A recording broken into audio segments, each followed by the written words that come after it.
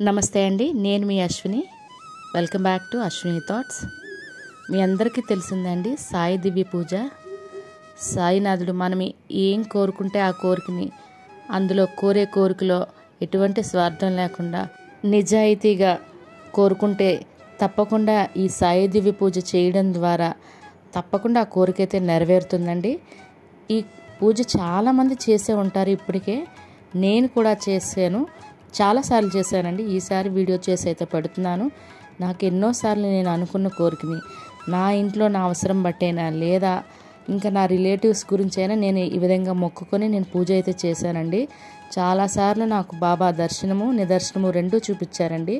తప్పకుండా అంటే ఈ పూజ తెలియని వాళ్ళకి ఉపయోగపడుతుందని ఈ వీడియో అయితే నేను చేస్తున్నాను. తెలియని వాళ్ళు కూడా చాలామంది ఉంటారు కదండి, వాళ్ళకైతే ఈ వీడియో తప్పకుండా ఉపయోగపడుతుంది.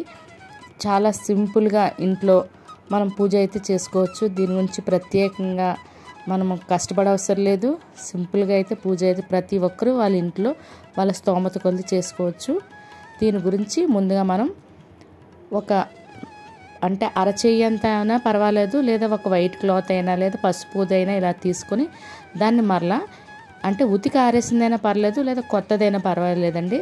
దాన్ని ఇలా తీసి పసుపు నీటిలో ముంచుకోవాలంటే అంటే వాటిని మనం ఏ రకంగా పొరపాటున ముందు ఉపయోగించినా ఇప్పుడు పరిశుద్ధం అవుతుందన్నమాట. పసుపు నీటితో చేయడం వల్ల ఇలా చేసి దాన్ని కొంచెం పూజకు ముందుగా ఆరబెట్టేసుకుంటే సరిపోతుంది. ఇలా పూజ చేయడానికి మనము ఉదయమైనా సాయంత్రమైనా చేసుకోవచ్చు అండి, మన వీలుని బట్టి. నేనైతే ఉదయమే చేసుకుంటున్నాను. పూజ చేసుకునేదానికి ముందుగా ఉదయాన్నే తలకసితే స్నానం ఆచరించేసి ఇంటిని శుభ్రం చేసుకొని ఇలా ఒక పీటని ఏర్పాటు చేసుకొని దాన్ని మరలా పీటను కూడా పసుపుతో చక్కగా శుద్ధి చేసుకోవాలండి. అది చిన్నదా పెద్దదా అని కాదు, పీట అయితే తీసుకొని పసుపుతో శుద్ధి చేసుకొని మనకి నచ్చిన ఒక ముగ్గుని అయితే అలంకరించుకోవాలి. బాబా పూజ అనేది పిల్లలైనా పెద్దవాళ్ళైనా లేదా చదువు రాని వాళ్ళైనా ఎవరైనా చేసుకోవచ్చండి. అంటే వీళ్ళే కాదు, లేదా కొంతమంది అనుకుంటారు పుణ్య స్త్రీలే చేసుకోవాలి, భర్త లేని వారు చేయకూడదు అని అనుకుంటారండి. అలా లేదు, ఎవరైనా చేసుకోవచ్చండి. పూజ అనేది మన కోరిక నిజాయితీగా ఉండాలండి. బాబా అందరినీ సమానంగా చూస్తారు, ఎక్కువ తక్కువ అనేది ఉండదు, కులము మతం అనేది కూడా ఉండదండి. బాబాకి అందరినీ సమానంగా చూస్తారు. ఆయనకి అందరూ తన బిడ్డలేమాట. నేనైతే ఇలా ముగ్గు అది వేసుకొని దాని మీద ఒక ఎర్రటిదైనా లేదా పసుపుదైనా ఒక జాకెట్ మొక్క వేసుకొని నేను పీఠాన్ని అయితే అలంకరించుకున్నాను. దాని మీద నాకు ఈ బాబా విగ్రహం చూసారండి ఎంత నిండుగా ఉందో. ఇది నాకు అంటే నేను ఆల్రెడీ షిరిడి వెళ్ళాను, కానీ అంతకంటే ముందే నాకు బాబా గారు నా ఇంటికి ఒకరి ద్వారా వచ్చారండి. అంటే వాళ్ళు నాకు ఈ విగ్రహాన్ని అయితే ఇచ్చారు, బాబా గారిది మాట. సో ఈ విగ్రహాన్ని నేను ప్రతిసారి ఎప్పుడైనా సాయి దివ్య పూజ చేసుకున్నా, ప్రత్యేకంగా బాబా పూజ ఎప్పుడు చేసుకుని ఈ విగ్రహాన్ని అయితే పూజలో ఉంచుకుంటాను. కానీ అందరి దగ్గర విగ్రహం ఉండాలని లేదు, లేదా ఫోటో ఫ్రేమ్ ఉండాలని లేదు. ఏది ఉన్నా లేకపోయినా చిన్న మన అరచేతంత ఫోటోలైనా ఉంటాయి కదండి బాబావి, అంటే మన క్యాలెండర్ కార్డు లాంటివి కూడా ఉంటాయి. అది పెట్టుకొనైనా పూజించవచ్చండి.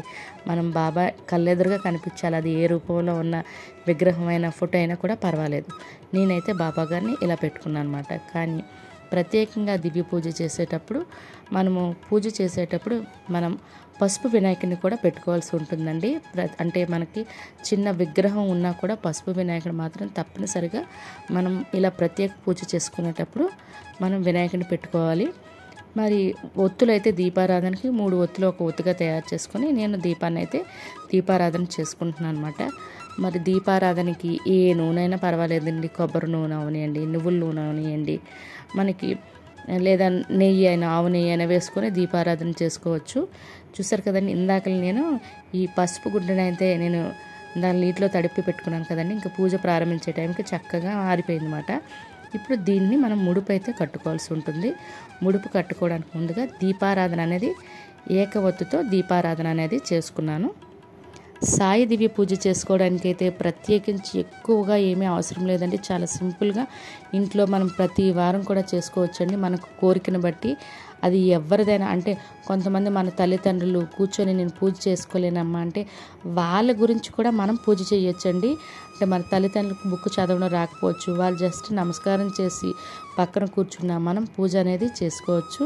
ఇప్పుడు నేను గణపతికి అయితే మనము ఏవి పెట్టినా ఒక బెల్లం ముక్క పెట్టామనుకోండి, చక్కగా ఆ నైవేద్యాన్ని అయితే తింటూ పూజలో మనకి ఎటువంటి విఘ్నాలు లేకుండా పూజని చక్కగా జరిపిస్తాడండి. అంటే విఘ్నాలని ప్రత్యేకించి కాదు కానండి, మనం పూజ చేసుకునేటప్పుడు మధ్యలో ఎవరైనా రావడం, ఫోన్ కాల్స్ రావడం ఇవి కూడా చాలు కదండి. ఏ ఆటంకాలు లేకుండా హ్యాపీగా పూజ అనేది ప్రశాంతంగా చేసుకోవచ్చు. చూసారండి మీరు, నేను దీపారాధన చేసిన తర్వాత ఆ బాబాగారే వచ్చారనుకుంటున్నాను. నాకు ఆల్రెడీ నేను పెట్టిన పూలు ఇలా మనము కిందన పడితే మనకి ఆ పూజలో ఎవరున్నా వాళ్ళ ఆశీనులే ఉన్నట్టే కదండి. మరి నైవేద్యం అయితే మనము పొంగల్ చేసుకుంటామండి. అంటే ఇదే చేసుకోవాలంటే మనకి దివ్య పూజ పుస్తకంలో అయితే పొంగల్ చేసుకోవాలని ఉంటుంది. అది కాకుండా మీరు పాలకోవా అయినా, బ్రెడ్ అయినా, ఇంకేమైనా పెట్టుకోవచ్చు. లేదా శనగల దండలైనా మనకి ఇష్టం, అంటే బాబా గారికి అవన్నీ ఇష్టమైనవండి, అవి కూడా పెట్టుకోవచ్చు. ఈ ప్రసాదం కూడా చాలా సింపుల్ అండి. కొంచెం మనం ఎంతైతే అంత బియ్యము, అందులో పెసరపప్పు, మిరియాలు, జీలకర్ర వేసి దానికి సరిపడా వాటర్ వేసి, కుక్కర్ అయితే కుక్కరు, లేదా మామూలుగా అయితే మామూలుగా విజిల్స్ వేసుకుంటే సరిపోద్ది. సరిపడా ఉప్పు అనేది వేసుకొని, చూసారు కదండి ఈ విధంగా నేనైతే నైవేద్యాన్ని చేసి బాబా గారికి అయితే పెట్టాను. మరి ఇందాక మనం పసుపుది అరచేతి అంత రుమాలు ఒకటి తీసుకున్నాం కదండి, దానిలో రూపాయైనా లేదా 2 రూపాయల కాయిన్ అయినా తీసుకొని దాని మీద పసుపు, కొంచెం గంధం, కొంచెం కుంకుమ పెట్టి ఆ ముడుపు కట్టుకుంటూ చెప్పాలండి.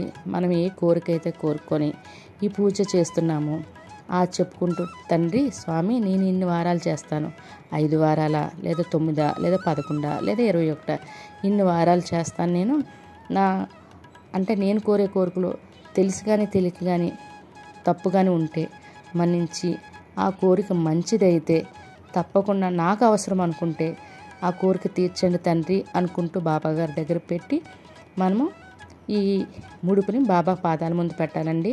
ప్రతి వారము ఈ ముడుపుని, అంటే మనం పూజ చేసుకునేటప్పుడు మనం చక్కగా పూజ అయిపోయిన తర్వాత దాన్ని భద్రపరుచుకొని మళ్ళీ పూజ చేసేటప్పుడు ముడుపుని తీసి పెట్టుకోవాల్సి ఉంటుంది. నేను మొదటి వారం ముడుపు కట్టేటప్పుడు మీకు ఈ వీడియో చేసి చూపిస్తున్నాను అనమాట.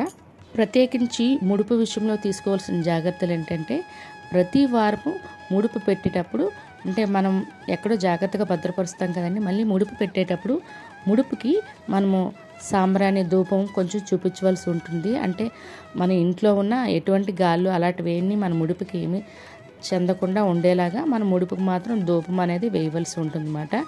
ఈ ముడుపుని తర్వాత ప్రతి వారం బాబాగారి పాదాల దగ్గర పెట్టుకుంటూ ఎన్ని వారాలు అయితే అన్ని వారాలు బాబాగారి దగ్గర పెట్టి పూజ చేసుకోవాల్సి ఉంటుంది. బాబా పూజ చేసేటప్పుడు ముడుపు కట్టడం తప్పనిసరి అని అంటారండి. అంటే మనం కోరిన కోరికని ముడుపు రూపంలో బాబాగారి పాదం ముందు ఉంచుతున్నామండి. చాలామంది నాకు వీడియోలో, అంటే కామెంట్స్లో కూడా, మిగిలిన వీడియోలో కామెంట్స్లో కూడా పెట్టారండి, దివ్య పూజ కానీ బాబా పూజ కానీ చేసేటప్పుడు, అంటే మేము మా పేరెంట్స్కైనా లేదా మా అత్తగారి గురించి అయినా ఇంకెవరి గురించి అయినా వాళ్ళు మొక్కుకుంటారు. వాళ్ళు మొక్కుకున్నప్పుడు వాళ్ళ బదులు మేము పూజ చేస్తే, అత్తగారికి బదులు మేము పూజ చేస్తే వాళ్ళకి ఫలితం దక్కుతుంది. అదే మా అమ్మగారికో, మా అన్నయ్యకో, మా తమ్ముడికో చేస్తే మాకు వాళ్ళకి ఫలితం దక్కుతుందా అని ఒక డౌట్ ఉంటుందండి. అలా బాబాగారు అలాంటివి ఏమీ చూడండి. వాళ్ళ గురించి మీరు చేస్తున్నారే అన్నది కూడా చూస్తారండి. ఎందుకంటే వాళ్ళకి వీలు కాక, లేదా వాళ్ళకి చదవడం రాకో, లేదా కూర్చొని అంతసేపు పూజలో, అంతసేపు అని ఏమి ఉండదండి, అరగంటలో పూజ అయిపోతుంది అన్నీ సర్దుకొని పెట్టుకుంటే. సో అంత సింపుల్ కూడా. ఇలాంటి ఒక్కరి గురించి మనం చేస్తే అది ఇంకా తొందరగా మనకి బాబాగారు అయితే ఆ కోరిక అయితే నెరవేరుస్తారండి. మన గురించి మనం కోరుకునే దానికన్నా వేరొకరి గురించి మనం కోరుకుని పూజ చేసినట్లయితే అది ఇంకా తొందరగా అయితే ఫలిస్తుందండి.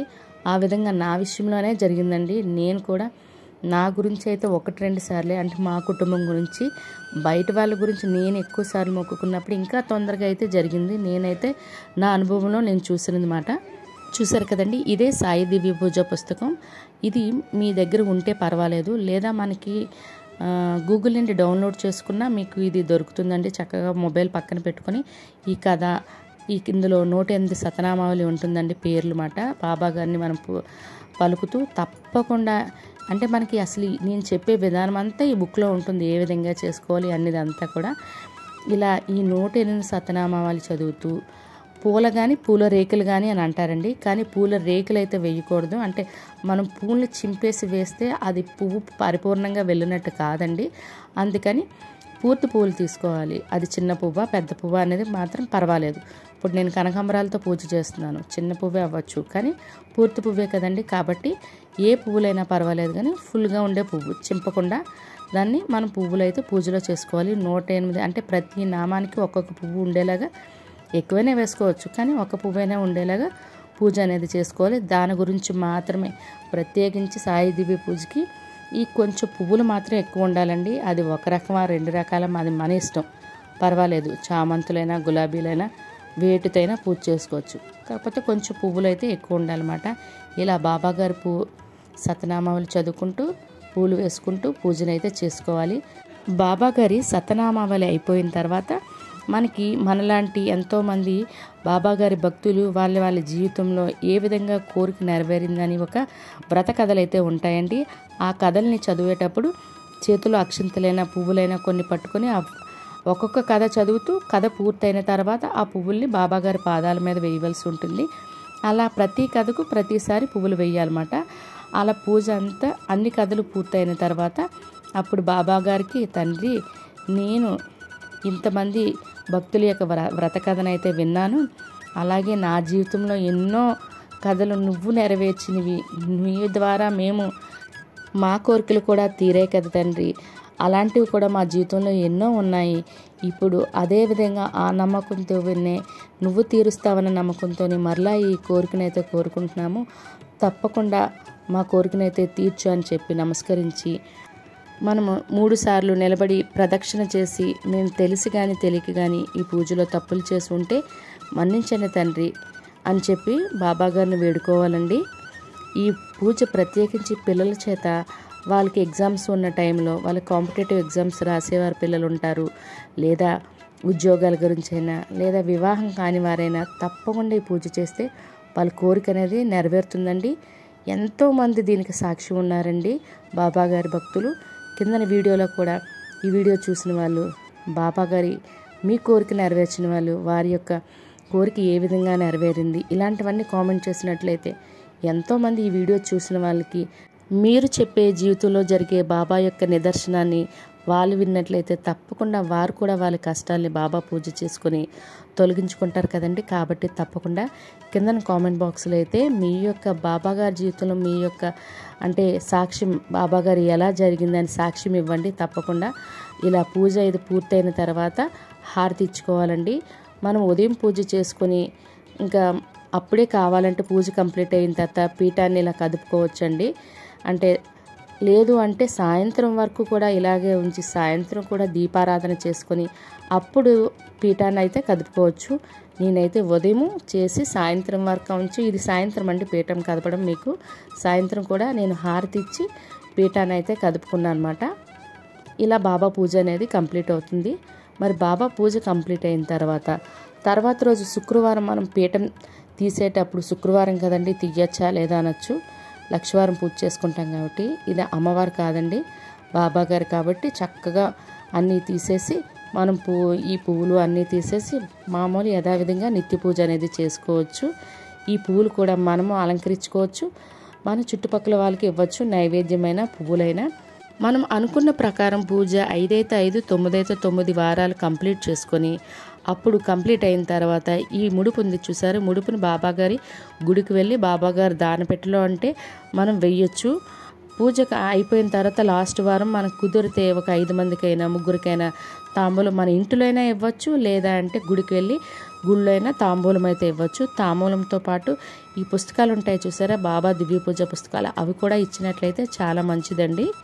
చూసారు కదండి బాబాగారి దివ్య పూజ. మీకు ఈ వీడియో నచ్చినట్లయితే మీ స్నేహితులకైనా బంధువులకైనా ఈ వీడియో అవసరం అనుకుంటే వాళ్ళకి ఫార్వర్డ్ చేయండి. తప్పకుండా మీకు జరిగిన బాబాగారి యొక్క మహిమనైతే ఈ వీడియోలో మాత్రం కామెంట్లో చెప్పడం మాత్రం మర్చిపోకండి. మీకు ఈ వీడియో నచ్చినట్లయితే తప్పకుండా లైక్ చేసి సబ్స్క్రైబ్ చేయండి. లైక్ చేసినట్లయితే ఈ వీడియో ఇంకొంతమంది చూసినట్లు అవుతుంది. బాబాగారి యొక్క అద్భుతాలను వాళ్ళు కూడా సాక్షాత్తుగా చూస్తారండి, తప్పకుండా చూస్తారు. కాబట్టి మీ కామెంట్ని అయితే కింద కామెంట్ చేయండి. ఇంకొక కొత్త వీడియోతో మరలా కలుద్దాం. ధన్యవాదములు.